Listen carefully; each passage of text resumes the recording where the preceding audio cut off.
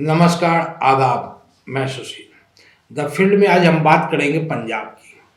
पंजाब की बात इसलिए क्योंकि सोशल मीडिया में, अखबारों में आप पढ़ रहे होंगे, देख भी रहे होंगे कि खालिस्तान पे बहुत चर्चा हो रही है।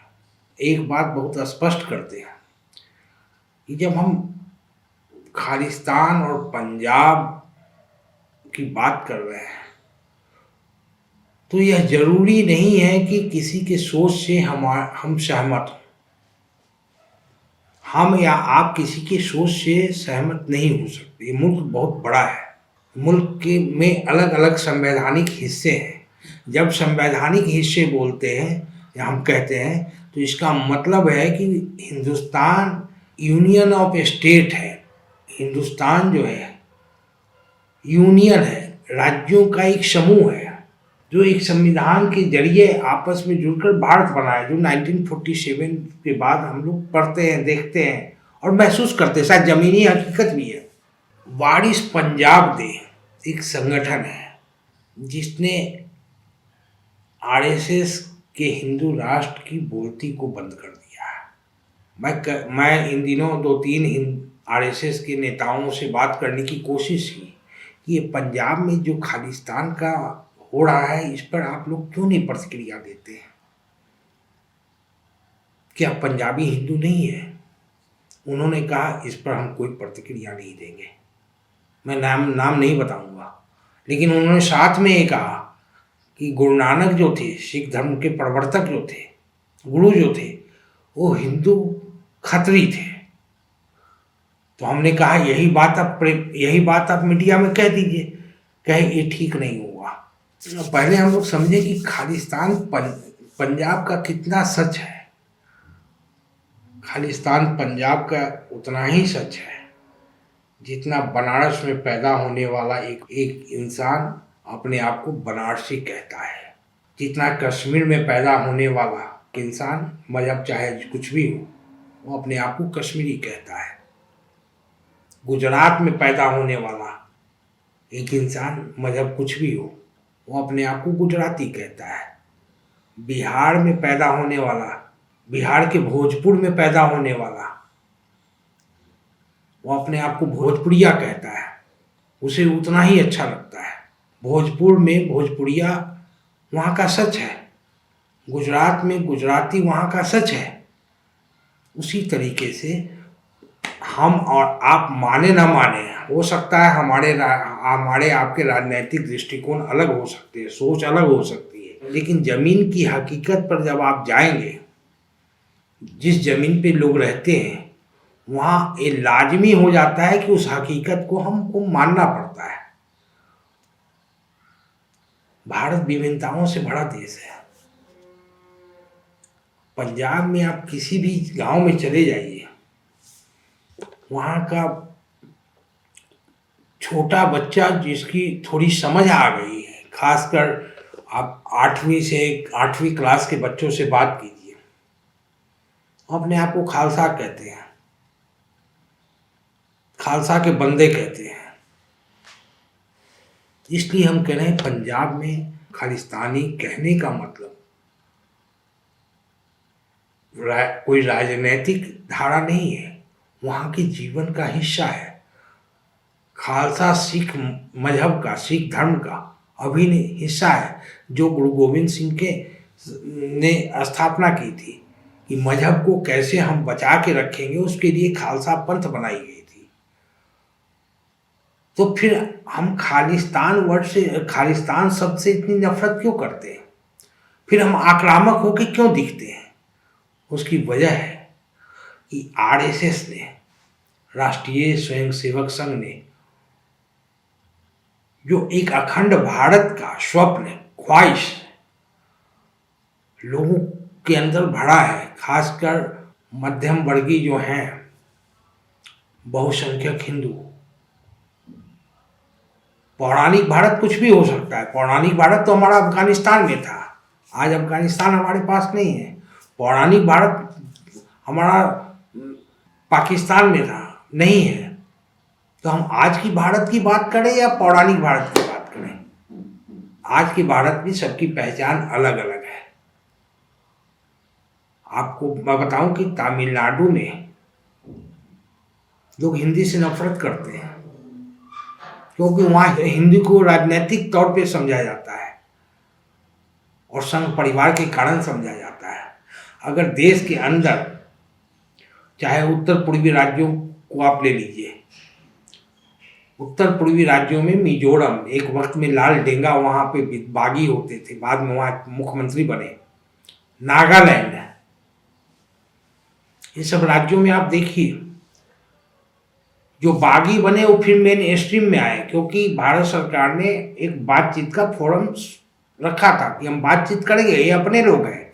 वो हम जरूरी नहीं है कि हमारी पहचान नागालैंड के पहचान से मिलता हो या हम अपनी पहचान को उनकी पहचान पे ला दें। आज खालिस्तान का मुद्दा जो है सोशल मीडिया पे क्यों चल रहा है?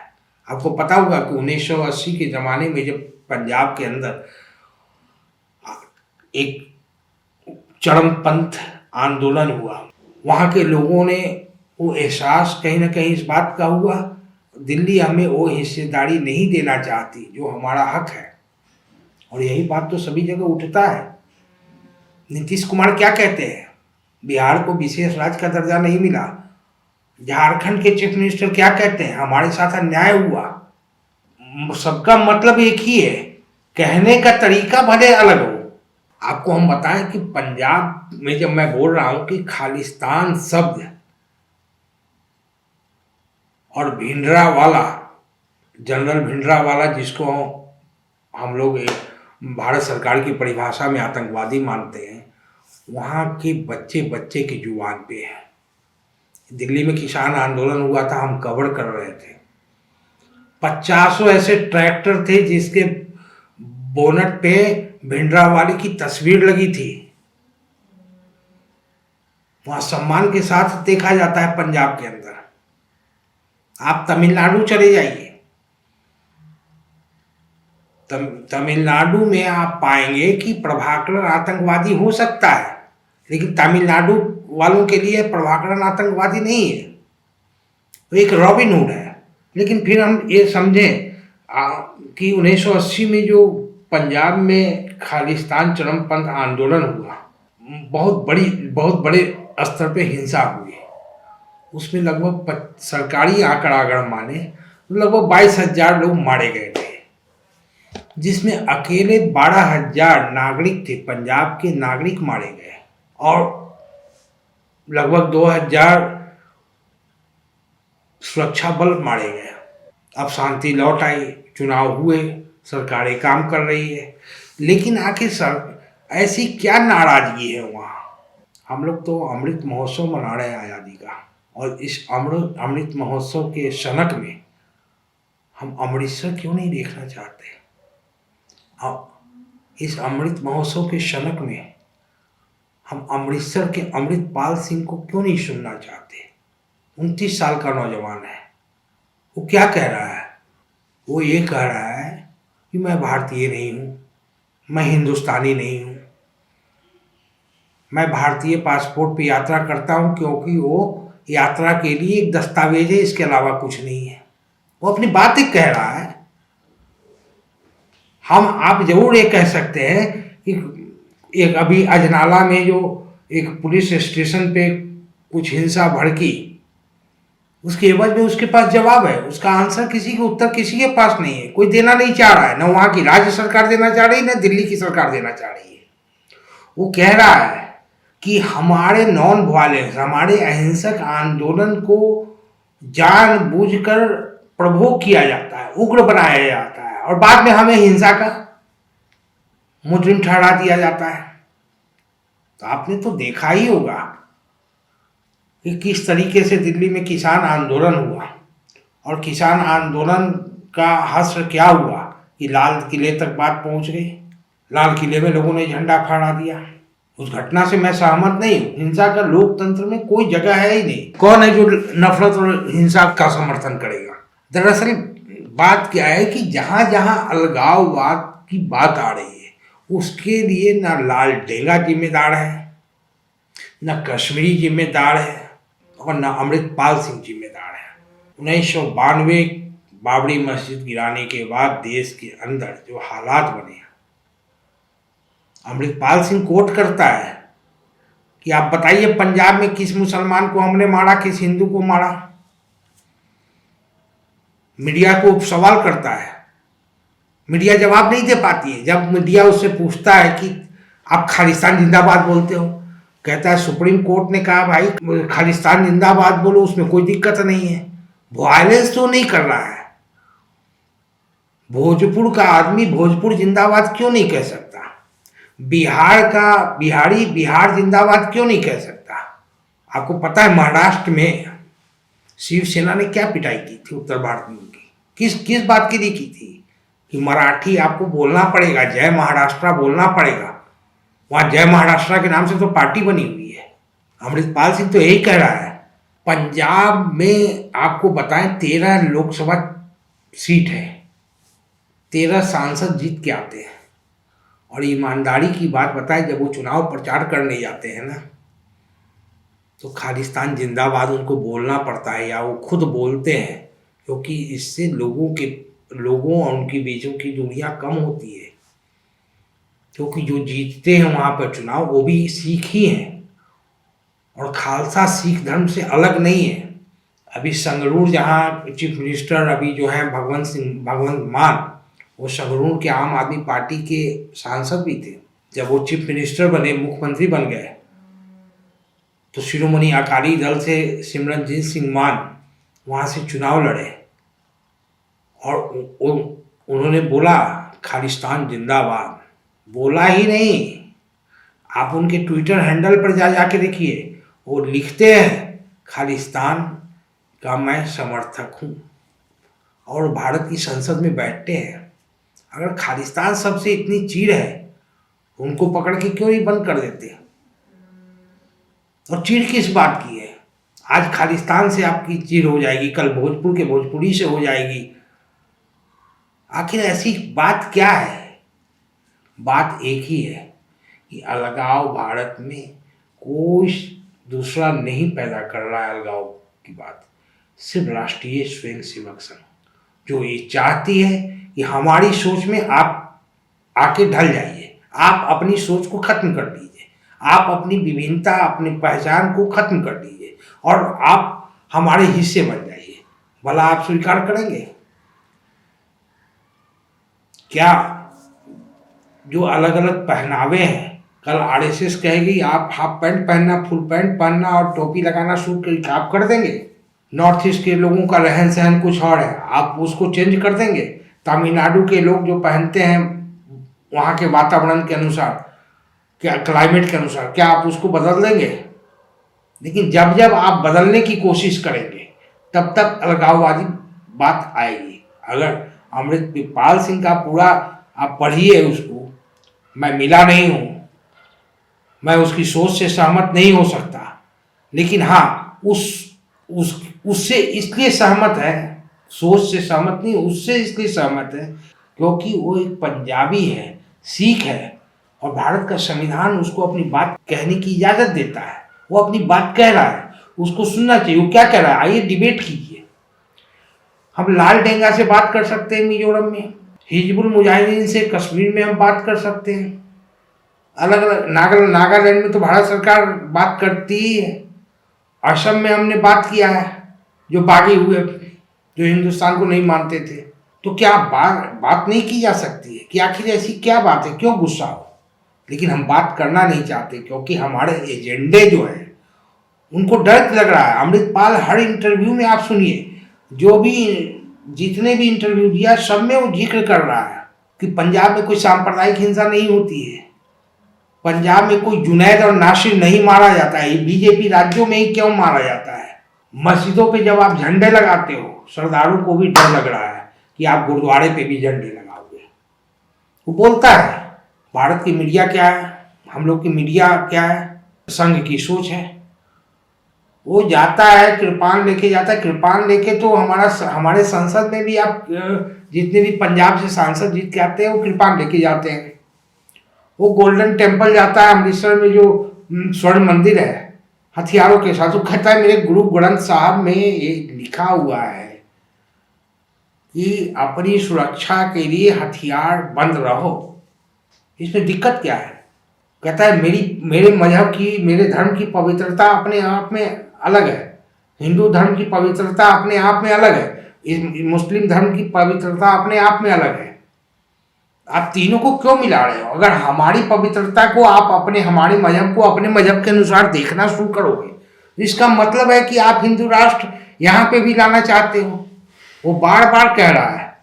अमृतपाल सिंह अमृतसर के जालूपुरा गांव का रहने वाला है और वारिस पंजाब दे एक संगठन है, उसका वो अध्यक्ष है।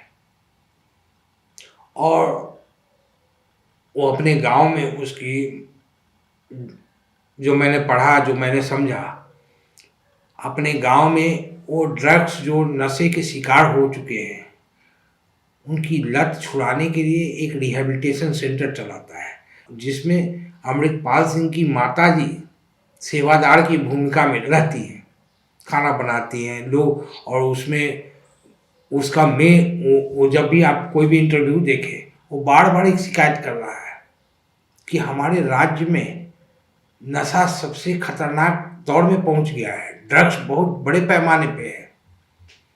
आखिर क्यों नहीं वो अपने समाज के लिए सोचेगा?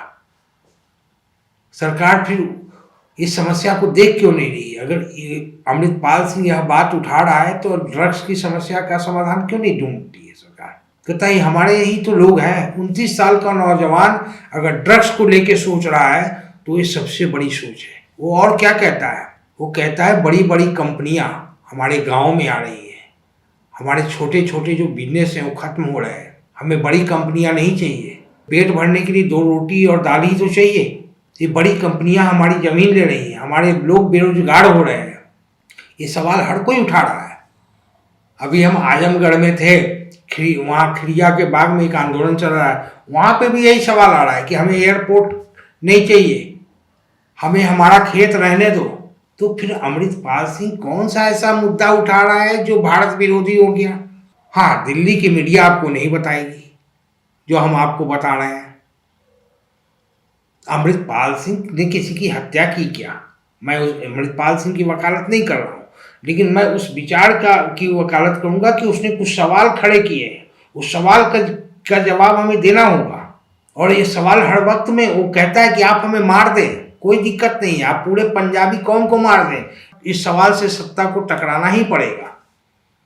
आप याद कीजिए ना, खालिस्तान आंदोलन 1980 में शुरू हुआ, लेकिन फिर एक खालिस्तान की चर्चा होने लगी। क्यों? आरएसएस क्यों चाहती है देश का बंटवारा? आरएसएस क्यों चाहती है? आरएसएस की बोलती क्यों बंद हो गई है खालिस्तान के मुद्दे पे? आप पूछ लीजिए।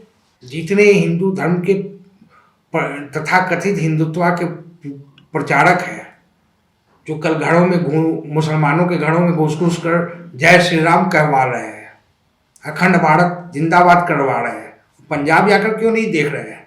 पंजाब की हालत बदतर होती जा रही है। अमृतपाल ने एक आवाज दिया।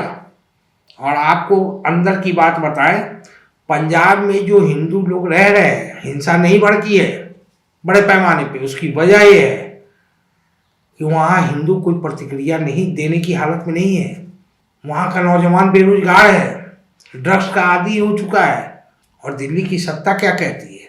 अमित शाह भी एक इंटरव्यू के दौरान उन्होंने कहा कि हम बहुत क्लोजली वॉच रखे हुए हैं कि वहाँ क्या हो रहा है, लेकिन मैं बता नहीं सकता हूँ। अमृतपाल ने जवाब दिया है। जब अमृतपाल से पूछा जाता है कि आप खालिस्तान जिंदाबाद के नारे क्यों लगाते हैं, तो अमृतपाल उस रिपोर्टर को कहता है कि तुम पंजाबी नहीं हो भाई, अगर पंजाबी होते तो तुम ये सवाल नहीं करते। अमृतपाल का कहना है कि खालिस्तान जिंदाबाद तो यहाँ नॉर्मल सामान सी बात है, नारा सामान सा है। किसी भी एमएलए को चुनाव जीतना होता है वो खालिस्तान जिंदाबाद कहता है, सरपंच को जीतना होता है वो भी खालिस्तान जिंदाबाद को कोई दबाव में नहीं कहता है, क्योंकि ये लोगों जैसे बीजेपी खुद दो तीन नारों का इस्तेमाल करती है, भारत माता की जय, वंदे मातरम की जय, पता नहीं और भी पाँच छः है ना, जय श्री राम भी कुछ दिनों में आ जाएगा उद्घाटन होने के बाद। तो ये नॉर्मल हिस्सा है।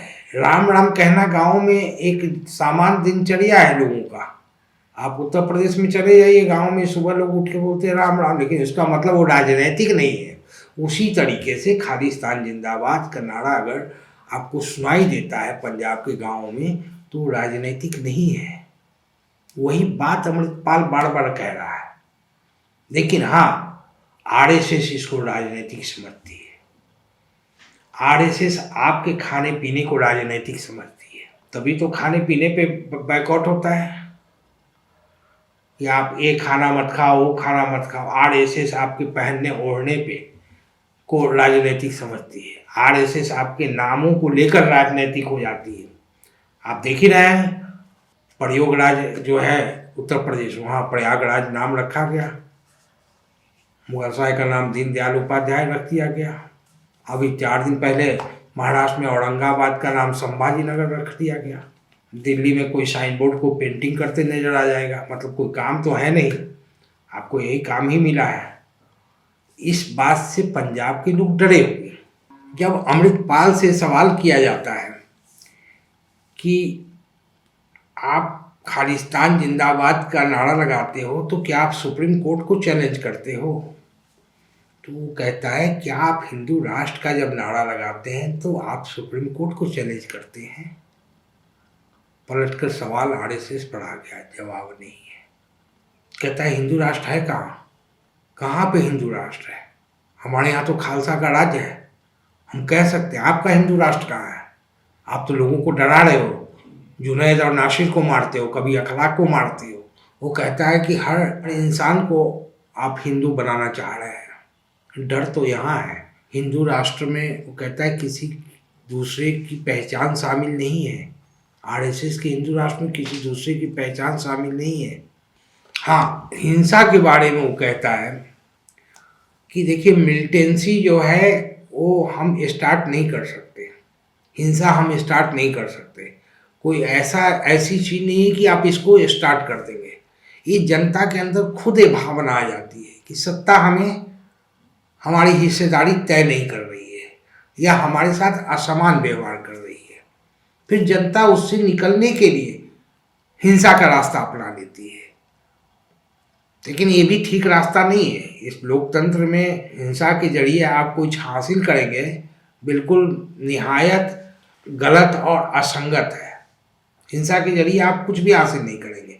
हिंसा के जरिए हिंसा ही आप, ये तो सरकार चाहती है कि आप हिंसा करें तो आपकी हिंसा का जवाब हिंसा से दें। कोई भी आंदोलन को हिंसात्मक बनाने के लिए हर सरकार आतुर रहती है ताकि आपके मुद्दे खो जाए कहीं पे। अमृतपाल सिंह गृह मंत्री अमित शाह के बारे में कहना है कि जब खालिस्तान हम कह रहे हैं तो कह रहे हैं कि इसको सप्रेस कर देंगे, दबा देंगे। तो क्या हिंदू राष्ट्र की जो बात कर रहे हैं उसको भी सप्रेस करेंगे क्या, या सप्रेस करके दिखाएं? साथ में वो कहता है मैं गृह मंत्री अमित शाह को कोई धमकी नहीं दे रहा हूँ, बल्कि उनसे हमें धमकी मिल रही है। किस बात की? वही हिंदू राष्ट्र की बात की। पलटकर वही हिंदू राष्ट्र आ रहा है और पलटकर आरएसएस ही आ रही है।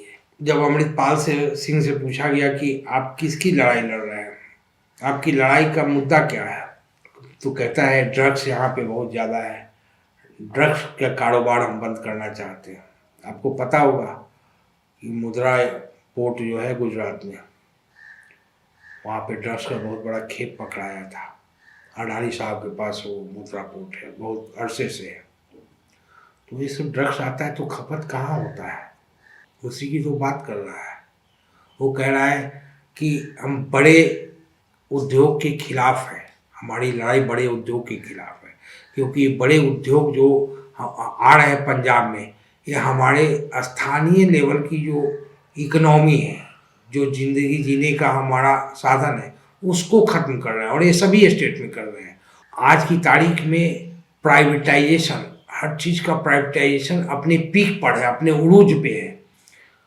तो जब हम प्राइवेटाइजेशन के खिलाफ बोलते हैं, पूंजीपतियों के खिलाफ बोल रहे हैं, तो हमें सर आप लोग कहते हो, मीडिया को कहता है कि आप लोग हमें टेररिस्ट कहने लगी हो। क्या मैं टेररिस्ट हूँ? ये बात कौन नहीं कर रहा है? राहुल गांधी से उस तरीके से आप उठा लीजिए। हर कोई अडानी का नाम ले रहा है, हर कोई कह रहा है उद्योग लोकल धंधे खत्म हो गए, लोग सड़कों पे बैठ गए। यह किसान आंदोलन तो पूरा चैप्टर ही है इसी पे कि प्राइवेटाइजेशन आप कर देंगे हर चीज का, फिर हम लोग कहाँ जाएंगे? हालांकि किसानों को भी खालिस्तानी बोला गया, आतंकवादी बोला गया। जो हमारी मीडिया है उसने काफ़ी ये सारे शब्द इस्तेमाल तो किए। उसका कहना है जितने बड़े बड़े उद्योगपति हैं इनके अपने मीडिया हाउसेज हैं, वही तो हमें आतंकवादी कह रहे हैं। बात तो ठीक कह रहा है। मुकेश अंबानी का आप देख लीजिए, मुकेश अंबानी का मीडिया हाउस TV18 है, ETV है, कई सारे चैनल हैं। अडानी ने तो अभी NDTV लिया है। खबर आज ये है कि आज तक का शायद शेयर उसने कुछ खरीदा है 10%। तो जब बड़ी इंडस्ट्री आपके पास है, आपके पास मीडिया है, तो आप फिर तो खत्म कर देंगे। इसकी लड़ाई तो हर कोई लड़ रहा है ना। तो अमृतपाल क्या गलत कह रहा है? अगर वो 29 साल का नौजवान, एक सवाल उसके जेहन में है, तो क्यों नहीं बात होनी चाहिए? सवालों से हम कब तक भागेंगे? आप फर्ज कीजिए कि हमारे घर में बच्चे हैं, छोटे बच्चे हैं, वो अगर कोई सवाल करता है तो क्या हम थप्पड़ मारकर उस सवाल का जवाब देंगे या उससे बात करेंगे? बात करेंगे। अगर आप सिंसियर हैं तो बात करेंगे ताकि उसके सवालों का जवाब दिया जाए। और सवाल पूछने की आज़ादी तो हमारे संविधान में देता है। तो फिर अमृतपाल कुछ सवाल उठा रहे हैं, एक नौजवान है, उसके पीछे हजारों की भीड़ अगर है, वो मुद्दा क्या उठा रहा है? कह रहा है राजीव गांधी के हत्यारे को आपने जेल से छोड़ दिया। पंजाब में जब चरमपंथी आंदोलन खत्म हो गया, इतने लोगों को आप जेल में क्यों रखे हो?